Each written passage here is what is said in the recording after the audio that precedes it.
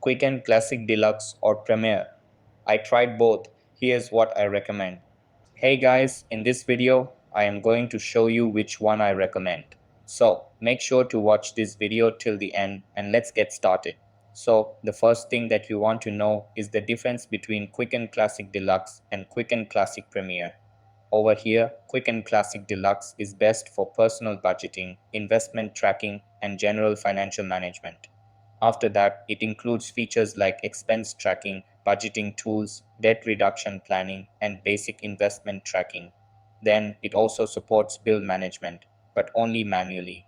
Now, let's talk about Quicken Classic Premier. Over here, Quicken Classic Premier is best for advanced investment management and priority support.